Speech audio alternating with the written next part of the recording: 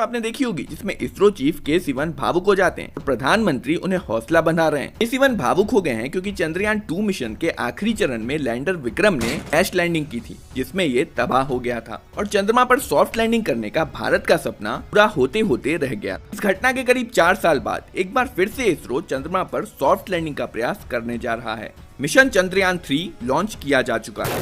क्या इस बार हम लोग सफल हो पाएंगे? क्या गलती हो गई थी चंद्रयान 2 में? इन सभी सवाल के जवाब आपको तब समझ में आएंगे जब आपको ये पता होगा कि चंद्रमा पर पहुंचा कैसे जाता है। इसलिए सबसे पहले हम ये जानेंगे कि चंद्रयान 3 मिशन में हम कैसे चंद्रमा पर पहुंचने वाले। सबसे पहले सबसे बेसिक बात, चंद्रयान 3 क्या है?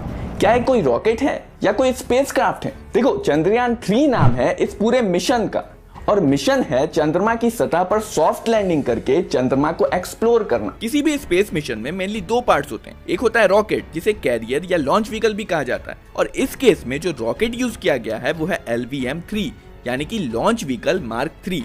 इसे पहले GSLV मार्क 3 के नाम से जाना जाता था और ये वही रॉकेट है जिसने चंद्रयान 2 को लॉन्च किया था। देखो, रॉकेट का काम बस इतना होता है कि ये किसी सैटेलाइट या किसी दूसरे स्पेसक्राफ्ट को अंतरिक्ष में पहुंचा देता है और रॉकेट का काम खत्म होने के बाद ये वापस धरती पे गिर जाता है। LVM-3 3 स्टेजेस से मिलकर बना होता है। पहले स्टेज में 2 S-200 सॉलिड मोटर्स होते हैं जो कोर स्टेज से जुड़े होते हैं। सॉलिड प्रोपेलेंट सिस्टम, जिन्हें मोटर्स भी कहा जाता है, ये सबसे सिंपल टाइप का रॉकेट प्रोपल्शन सिस्टम है और ये डिजाइन में किसी दिवाली वाले रॉकेट की तरह होता है। इसमें फ्यूल और ऑक्सीडाइजर का मिक्सचर भरा होता है जो जलने पर बहुत सारी गर्म गैसेस बनाता है और ये गर्म गैसेस नोजल से बहुत तेज गति के साथ बाहर निकलती हैं और जब ये बाहर निकलती हैं तो रॉकेट पर आगे की तरफ धक्का लगाती हैं। इस स्टेज के खत्म होने के बाद शुरू होता है liquid propellant stage. Liquid propellant stage में 2 तरह के लिक्विड होते हैं। एक होता है फ्यूल जो जलेगा और दूसरा लिक्विड होता है ऑक्सीजन, क्योंकि फ्यूल को जलने के लिए ऑक्सीजन की जरूरत होती है। अब धरती पर तो ऑक्सीजन हमें हवा से मिल जाता है और इसलिए हम अपनी गाड़ी में सिर्फ पेट्रोल डलवाते हैं, ऑक्सीजन नहीं डलवाते। पर स्पेस में हमें ऑक्सीजन भी साथ लेके जाना होता है क्योंकि इतनी ज्यादा ऊंचाई पे हवा में पर्याप्त ऑक्सीजन नहीं होती। इसके बाद शुरू होता है क्रायोजेनिक इंजन। ये रॉकेट का लास्ट स्टेज है। इसमें 2 अलग अलग टैंक्स में लिक्विड हाइड्रोजन और लिक्विड ऑक्सीजन बहुत कम तापमान पे रखे होते हैं। लिक्विड हाइड्रोजन को करीब -250 डिग्री सेल्सियस और लिक्विड ऑक्सीजन को करीब -200 डिग्री सेल्सियस पे रखा जाता है। ये कितना ठंडा होता है इसका अंदाजा आप इसी बात से लगा सकते हो कि आपके घर के रेफ्रिजरेटर में जो फ्रीजर कंपार्टमेंट होता है उसमें मिनिमम टेम्परेचर -18 डिग्री सेल्सियस तक जाता है। तो आप सोचो -250 डिग्री सेल्सियस कितना ज्यादा ठंडा होगा। और इसलिए ये जो आप पोर्शन देख रहे हैं, यहाँ पे काफी सारा इंसुलेशन दिया जाता है ताकि इतने कम टेम्परेचर को मेंटेन किया जा सके। चंद्रयान 2 के टाइम पे ये ब्लैक कलर का था पर अब इसे व्हाइट कर दिया गया। क्रायोजेनिक स्टेज में भी लिक्विड हाइड्रोजन और लिक्विड ऑक्सीजन को कंबशन चैम्बर में पंप करके जलाया जाता है जिससे थ्रस्ट पैदा होता है। एफिशिएंसी के मामले में क्रायोजेनिक रॉकेट स्टेज सॉलिड और लिक्विड इंजन स्टेज के मुकाबले ज्यादा एफिशिएंट होता है और प्रत्येक किलोग्राम फ्यूल के जलने पर ज्यादा थ्रस्ट पैदा करता है। इन सब स्टेजेस के ऊपर एरोडायनेमिकली डिजाइन प्रोटेक्टिव केसिंग में पेलोड को रखा जाता है। इस पूरे इतने बड़े रॉकेट का बस यही काम होता है कि ये ऊपर रखे पेलोड को अंतरिक्ष में पहुंचा। चंद्रयान 2 के केस में पेलोड ऑर्बिटर और लैंडर से मिलकर बना था जो आपस में जुड़े हुए थे। इसके अलावा चंद्रयान 2 में रोवर भी था जो लैंडर के अंदर रखा हुआ था। अगर लैंडर चंद्रमा की सतह पे सक्सेसफुली लैंड हो जाता तो लैंडर में से रोवर बाहर निकलता और चंद्रमा की सतह पर चलता। चंद्रयान 3 में चंद्रयान 2 की ही तरह लैंडर है और लैंडर के अंदर रोवर भी है, पर इसमें ऑर्बिटर की जगह पर इस बार प्रोपल्शन मॉड्यूल है। जब रॉकेट इस पेलोड को अंतरिक्ष में पहुंचा देता है उसके बाद ये प्रोपल्शन सिस्टम ही लैंडर को चंद्रमा के करीब ले जाता है। आइए देखते हैं रॉकेट लॉन्च होने से चंद्रमा तक पहुंचने का पूरा सफर। 14 जुलाई 2023 को सतीश धवन स्पेस सेंटर से मिशन चंद्रयान को लॉन्च किया गया।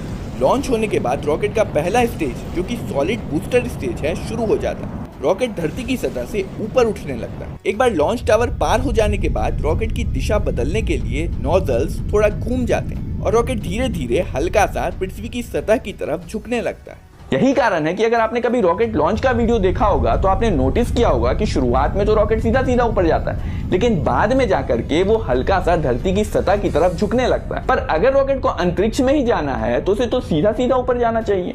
रॉकेट के मुड़ने के कारण को समझने के लिए आप इमेजिन करो कि एक तोप के गोले को किसी ऊंचे पहाड़ से फायर किया गया। ग्रेविटी इस प्रोजेक्टाइल के रास्ते को नीचे की तरफ कर्व कर देगी और प्रोजेक्टाइल कुछ दूर जाने के बाद वापस पृथ्वी पर आ गिरेगा।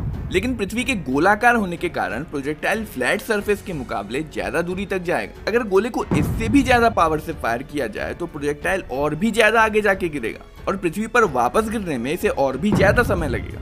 कमाल की बात तो यह है कि अगर इस गोले को पर्याप्त पावर से फायर कर दिया गया तो यह पृथ्वी के चारों ओर चक्कर लगाना शुरू कर देगा और वापस कभी पृथ्वी पर गिरेगा ही नहीं। और अगर इस गोले को फायर करने की पावर इससे भी ज्यादा बढ़ा दी जाए तो ये सर्कुलर ऑर्बिट की बजाय इलिप्टिकल ऑर्बिट में मूव करने लगेगा। देखो, रॉकेट कभी सीधा ऊपर नहीं जाता, क्योंकि अगर रॉकेट सीधा सीधा ऊपर जाएगा तो कभी ना कभी इसका फ्यूल खत्म हो जाएगा और ये किसी ऊपर फेंके गए पत्थर की तरह वापस धरती पर आ गिरेगा। इसलिए अगर स्पेसक्राफ्ट को पृथ्वी पर वापस गिरने से बचना है तो इसे तोप के गोले की ही तरह तेज गति के साथ पृथ्वी का चक्कर लगाना होता है और स्पेसक्राफ्ट को इस चक्कर लगाने वाले ऑर्बिट में पहुंचाने के लिए रॉकेट को मुड़ना होता है। सॉलिड मोटर बूस्टर के खत्म होने से तकरीबन 20 सेकंड पहले कोर स्टेज के दोनों इंजन शुरू हो जाते हैं और सॉलिड बूस्टर के खत्म हो जाने पर ये रॉकेट से अलग हो जाता है और वापस धरती पर नीचे गिर जाता है। स्पेसक्राफ्ट का प्रोटेक्टिव केसिंग सेकंड स्टेज के दौरान अलग हो जाता है क्योंकि अब रॉकेट पृथ्वी के निचले वायुमंडल से बाहर निकल चुका है और अब इसकी जरूरत नहीं है। सेकंड स्टेज के खत्म होने के बाद सेकंड स्टेज भी अलग हो जाता है। क्रायोजेनिक स्टेज, जो कि तीसरा स्टेज है, शुरू हो जाता है और क्रायोजेनिक स्टेज के खत्म होने पर पेलोड लॉन्च व्हीकल से पूरी तरह से अलग हो जाता है। अब यहाँ पे रॉकेट का काम पूरी तरह से खत्म हो चुका है। रॉकेट ने चंद्रयान 3 के स्पेसक्राफ्ट को ऑर्बिट में पहुंचा दिया है और स्पेसक्राफ्ट पृथ्वी के चक्कर लगा रहा है, पर अभी भी स्पेसक्राफ्ट चंद्रमा से काफी दूरी पर है और इसलिए चंद्रमा के पास पहुंचने के लिए इसे अपने ऑर्बिट को बढ़ाना होता है। और यहाँ पर काम आता है चंद्रयान 3 का प्रोपल्शन मॉड्यूल। प्रोपल्शन मॉड्यूल में बाई प्रोपेलेंट प्रोपल्शन सिस्टम होता है जो सही समय पर चालू हो जाता है और इसकी वेलोसिटी को बढ़ा देता है।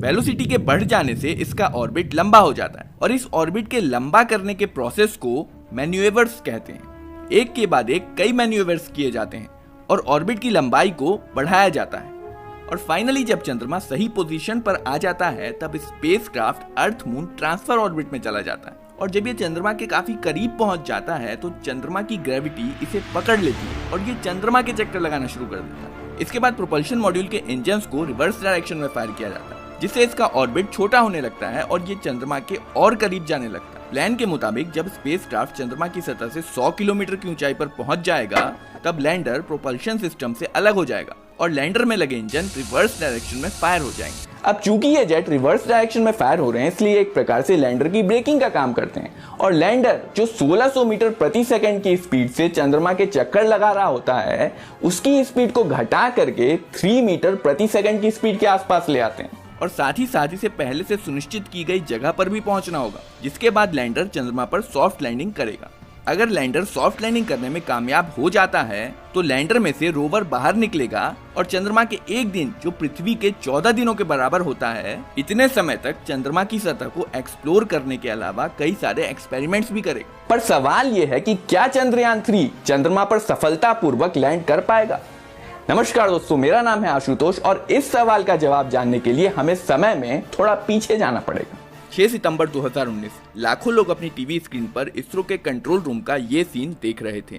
लोग वैज्ञानिकों के एक्सप्रेशंस और इस ग्राफ को देखकर अंदाजा लगाने की कोशिश कर रहे थे कि क्या सब कुछ सही चल रहा है। ये भारत के लिए एक ऐतिहासिक पल था क्योंकि चंद्रयान 2 मिशन एक ऐसा कारनामा करने जा रहा था जो आज तक कोई भी देश नहीं कर पाया था, चंद्रमा के साउथ पोल के पास लैंड करना। मिशन का सबसे मुश्किल और महत्वपूर्ण पार्ट था विक्रम लैंडर का चंद्रमा की सतह पर सुरक्षित लैंड करना। लैंडर को रियल टाइम में कंट्रोल रूम से कंट्रोल नहीं किया जा सकता था, इसलिए लैंडर को इसके अंदर लगे सेंसर और सॉफ्टवेयर की मदद से खुद ही रास्ता ढूंढना था। इसे एक पहले से निश्चित 500 बाय 500 मीटर के एरिया में लैंड करना था जहाँ चारों ओर पत्थर और गड्ढे थे। इसलिए लैंडर को लैंडिंग के लिए एक सुरक्षित, साफ और समतल जगह भी खोजनी थी। कंट्रोल रूम में बैठे लोग इस ग्राफ को देखकर लैंडर की पोजीशन का अनुमान लगा रहे थे। इस ग्राफ में लाल कर्व लैंडर का प्लान्ड पाथ दिखा रहा था और ग्रीन डॉट लैंडर की एक्चुअल पोजीशन दिखा रहा था। चंद्रमा की सतह से करीब 2.1 किलोमीटर तक लैंडर प्लान्ड पाथ को फॉलो करता है, पर इसके बाद ये अपने रास्ते से भटक जाता है और चंद्रमा की सतह से करीब 400 मीटर की ऊंचाई पर इसका संपर्क इसरो के कंट्रोल सेंटर से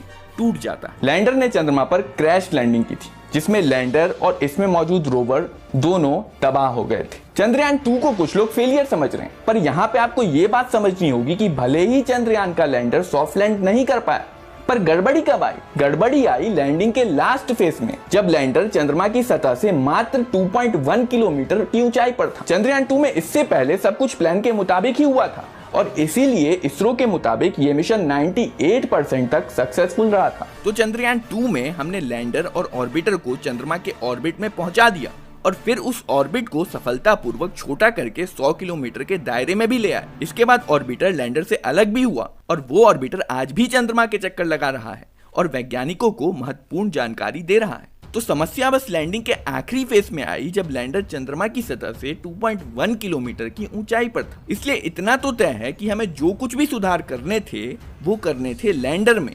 पर इसके लिए हमें ये पता होना चाहिए कि चंद्रयान 2 के लैंडर में समस्या क्या हुई थी। इसरो के चीफ एस सोमनाथ ने एक प्रेस कॉन्फ्रेंस में चंद्रयान 2 के फेलियर के कई कारण बताए। उन्होंने बताया कि चंद्रयान 2 के लैंडर को चंद्रमा के 70 डिग्री साउथ में साउथ पोल के पास लैंड करने के लिए डिजाइन किया गया था, पर इसमें कई मुश्किलें थी। लैंडर में 5 इंजन थे जो लैंडर की वेलोसिटी को कम करने के लिए रिवर्स डायरेक्शन में थ्रस्ट पैदा कर रहे थे, पर किसी कारण से ये इंजन जितना सोचा गया था उससे ज्यादा थ्रस्ट पैदा कर रहे थे। लंबे समय तक ज्यादा थ्रस्ट पैदा होने से एरर बढ़ता गया और लैंडर की वेलोसिटी जरूरत से ज्यादा ही कम हो गई और इसीलिए ये प्लान किए हुए रास्ते से भटकने लगा। जब लैंडर को अपनी गलती का पता चला तो वो अपने रास्ते को सही करने की कोशिश करने लगा।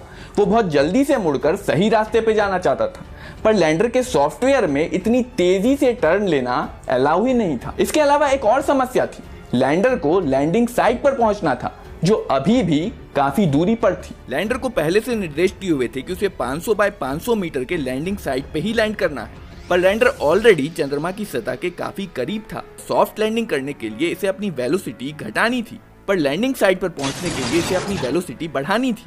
इतने कम समय में लैंडर इस विरोधाभास का समाधान नहीं निकाल पाया और फाइनली जब लैंडर ने सतह पे लैंड किया तो स्थिति ये थी कि ये लैंडिंग साइट से करीब आधे किलोमीटर की दूरी पे था और साइट पे पहुंचने की कोशिश के कारण इसने अपनी वेलोसिटी प्लैंड वेलोसिटी से काफी ज्यादा कर ली थी और इसलिए इतनी ज्यादा वेलोसिटी से जब लैंडर सतह से टकराया तो ये क्रैश हो गया। तो अगर हम संक्षेप में कहें कि चंद्रयान 2 मिशन में क्या समस्या थी तो हम ये कह सकते हैं कि चंद्रयान 2 मिशन ज्यादा फ्लेक्सिबल नहीं था।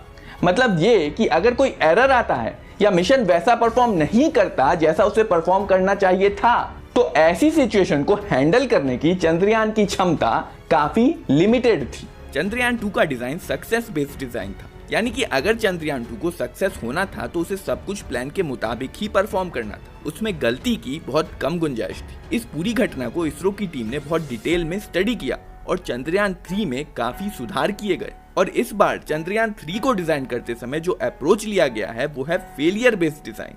मतलब चंद्रयान 3 में क्या कुछ प्रॉब्लम हो सकती है और उस सिचुएशन में उस प्रॉब्लम को कैसे हैंडल करना है ताकि मिशन को फेल होने से बचाया जा सके। जैसे इस बार लैंडर के लैंडिंग एरिया को 500 बाय 500 मीटर से बढ़ाकर 4 किलोमीटर बाय 2.5 किलोमीटर का कर दिया गया। इसलिए इस बार एक छोटे से टारगेट पर लैंड करने की बजाय ये इस रेंज में कहीं भी लैंड कर सकता है। दूसरा सुधार यह है कि इस बार इसमें ज्यादा फ्यूल भरा गया ताकि अगर ये अपने रास्ते से भटक भी जाता है तो भी इसके पास पर्याप्त फ्यूल बचा रहे ताकि ये अपने रास्ते को सही कर सके। ज्यादा फ्यूल होने से ये भी फायदा है कि अगर कोई प्रॉब्लम आती है तो ये किसी दूसरी साइड पे भी लैंड कर सकता है। इस बार हमारे पास एक और एडवांटेज है और वो ये है कि चंद्रयान 2 का ऑर्बिटर जिसे हम पिछली बार ही सक्सेसफुली चंद्रमा के ऑर्बिट में छोड़ चुके थे उसमें एक बेहद हाई रिजोल्यूशन कैमरा है और इस कैमरे ने चंद्रमा की बहुत ही डिटेल्ड इमेजेस भेजी हैं। इसलिए इस बार हमें लैंडिंग साइट का पहले से ही काफी अच्छा अंदाजा है और ये सब जानकारी पहले से ही लैंडर में प्रोग्राम्ड की हुई है। लैंडर को बस चंद्रमा की सतह की इमेज कैप्चर करनी है और इस इमेज को पहले से मौजूद जानकारी से कंपेयर करना है और जैसे ही दोनों मैच हो जाते हैं तो लैंडर को पता चल जाएगा कि वो लैंडिंग साइट पे पहुंच चुका है। इसके बाद देखा गया कि इसमें क्या कुछ फेल हो सकता है। For example engine failure, sensor failure, calculation failure, यहाँ तक कि अगर इसके ज्यादातर उपकरण फेल भी हो जाते हैं तो भी लैंडर को सेफली लैंड करने के लिए डिजाइन किया गया है। फेलियर बेस्ड डिजाइन केवल लैंडिंग तक ही सीमित नहीं है। होगा अगर लैंडिंग के बाद लैंडर के सोलर पैनल्स का फेस सूरज की तरफ नहीं होगा, वो पावर ही जनरेट नहीं कर पाएगा और काम नहीं करेगा और इसलिए इसके दूसरे सरफेस पे एडिशनल सोलर पैनल्स ऐड किए गए। अगर ये ज्यादा वेलोसिटी से लैंड करता है तो क्या ये लैंड कर पाएगा और इसलिए इस बार इसकी लैंडिंग वेलोसिटी को भी 2 मीटर पर सेकंड से बढ़ाकर 3 मीटर पर सेकंड कर दिया गया। इस तरह के और भी कई सवाल पूछे गए कि लैंडर किन किन वजह से फेल हो सकता है, क्योंकि फेलियर बेस्ड डिजाइन में फेलियर की कोई गुंजाइश नहीं है। दोस्तों ये वीडियो आपको कैसा लगा और क्या इस बार चंद्रयान 3 मिशन सेफली लैंड कर पाएगा? कमेंट सेक्शन में कमेंट करके जरूर बताइएगा। और अगर आप भी इस तरह के 3D एनिमेशन बनाना सीखना चाहते हैं तो आज ही engineeringgf.com पे जाके रजिस्टर करें।